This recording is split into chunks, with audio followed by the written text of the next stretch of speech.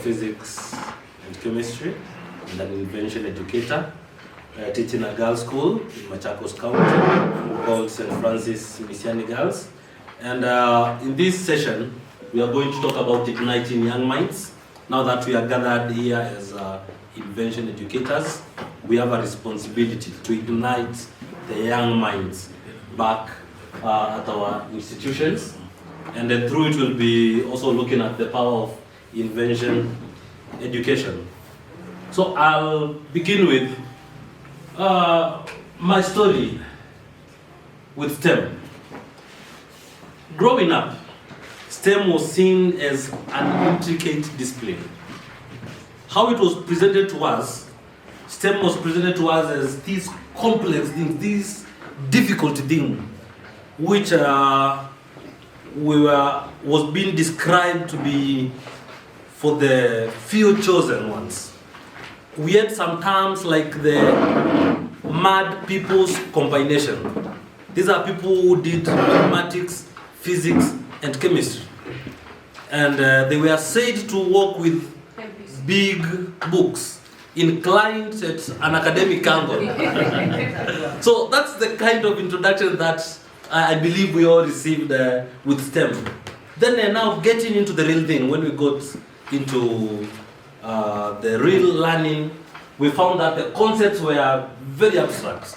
When you are told to visualize, for example in mathematics, a diagonal line which is running from the top corner of the room to the bottom corner, you cannot really visualize that thing. In physics, you have been told about some maybe electromagnetic field lines. You have been told about field lines. To imagine of a line somewhere. These things were so abstract. In chemistry, we are told of bonding. To visualize a bond, which you cannot see. And the labs, they were there, but not really working. In some schools, I believe that a whole laboratory could fit in a paper bag or in a biscuit box. That's where the whole lab, the whole laboratory apparatus are fitting. And because of this, STEM felt intimidating. Personally, I didn't hate STEM. I actually feared it. And with time, this fear turned to curiosity. And the curiosity has with time become my mission with invention education. So what is this invention education doing? We are saying that invention education, it meets the needs of all learners. It allows the students to take control of their learning, as we've done with our first activity. Every one of us has been given the opportunity to be in control of their learning. Take your time, be creative in your own way. You come up with something. We've talked about what we call the fast learners, the time takers. Everyone has been given the opportunity to participate, and this is what invention education does. And we are saying that beyond reading and learning about other people's inventions, our learners need to become inventors. They need to engage in the invention. Invention education builds real-world readiness. We prepare our learners for the real world, because in our education system, it's like we keep on learning about things that have already been done in the past. The inventions which were done long time ago by the Faradays and the Einsteins. We need to prepare our learners to be inventors. They own the learning and they be inventors in this time. So invention education involves, among other things, we have these four main things which invention education involves. And the first thing is that it involves problem solving. we have what we are calling the problem and the project-based learning. This is where learners are able to identify real-world challenges, often around their community, in their areas of what they are interacting with day to day, maybe in their institutions of learning, in their homes. They encounter real-life challenges. And it is from the problem where they come up with a project. And as they do the project, they learn. So that has to do with the invention education.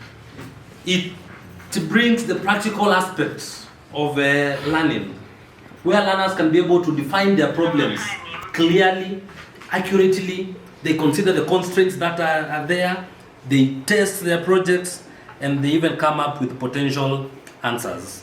Invention education also involves creativity, in that it fuels imagination of the learner, imaginative thinking ability. As the students interrogate their problems, they explore different ideas, new perspectives. They come up with innovative solutions, which often merge the STEM and the arts in what we are now calling the STEM. A good example is what we have here, the dovetailing. Dovetailing is more of art because we learned it in our days in art and crafts. And one of us has used that concept in art and crafts and used dovetailing to come up with a solution to a problem, among other things. We also have critical thinking. Students analyze problems, they think logically, they make informed decisions based on evaluation of the evidences that are there. They learn to question assumptions, they assess risks, they revise their ideas based on the feedback from the data that they obtain. So that's about critical thinking. The cognitive ability of the learner is stretched and explored to maximum. The last thing is about the design process. We'll do this as one of our activities by the end of the day, whereby we'll learn more practically about the design processes. This is where learners follow the iterative steps.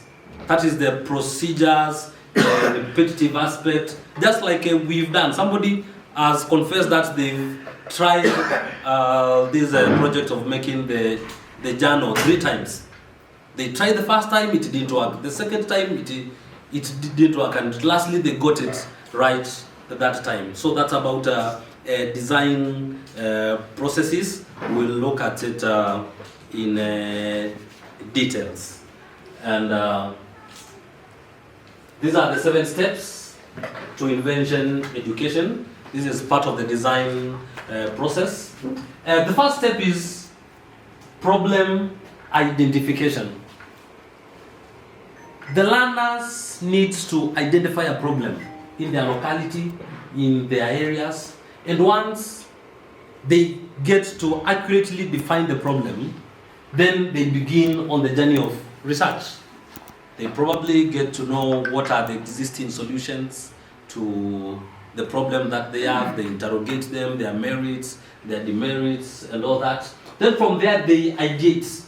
This is a process of coming up with several ideas, a mashup of ideas. You get this idea from this place, just like we've done the activity as we were communicating and collaborating. We've had several ideas, then finally, now the learner will settle on one idea which they think is the best, and they build on it. When we gave you the paper, the scalpel and the ruler to make up a journal, you had to ideate, how do I go around with this thing to make a journal? Then lastly, you've come up with the final idea which you've built. From building, now we put the idea into testing. If it can really work, what's its workability? We were trying to check some of the inventions to see if the paper will come out. Some of them, the papers were coming out, others they were not coming. So it's now the practical aspect of the idea. We put it into tests. We see its workability. Then that is the workability of the prototype that the inventor has come up with. Then now we iterate the idea. This is the redesigning, trying to see what has not worked, how can you improve it, you try it this way, you make it better, and lastly, the inventor will now communicate the idea to an audience or to the people, make a presentation. So that is the whole process, the steps to invention education that we need to learn and take our learners through these steps. We have a few strategies to promote invention education, and the first strategy is to encourage tinkering and curiosity. In STEM, there is what we are talking about, the makerspace, whereby the learners are given the opportunity to work on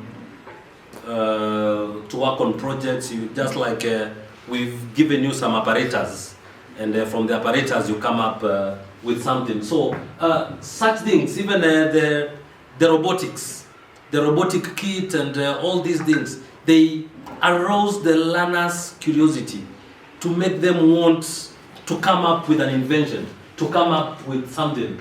So that is a very important strategy to use with the invention educators.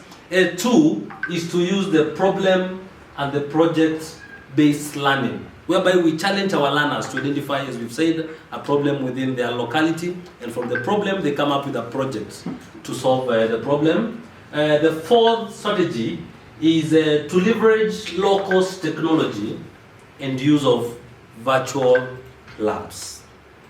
We've learned much about the lab exchange, where we have simulations. Through these simulations, as you expose learners to the simulations, to the case studies, to the videos, and all these things which are found in the virtual labs, and also use low-cost technologies that are available based on our localities, based on the resources that are there. We are able to ignite those young minds and to make them think towards invention education. And lastly is to join a teacher professional learning community like COPIE.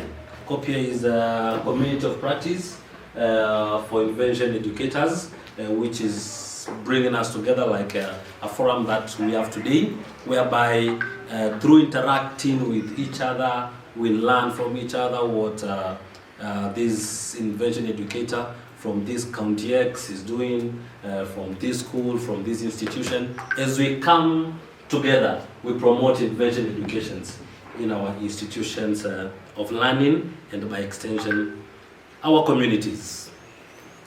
Advantages of invention education. We have three main advantages among many other. One is that invention education is very flexible. It's flexible in terms of time, in terms of location, in terms of taking care of the various learners' needs.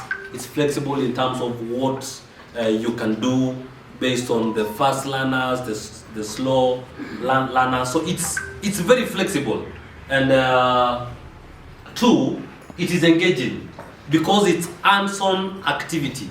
Invention education is not the theory, a thing that students learn in class about inventions of others and it ends at that point. It's a hands-on activity, it's engaging the learner. You will not find a learner dozing in class because they are engaged actively in activities. And lastly, it is fun.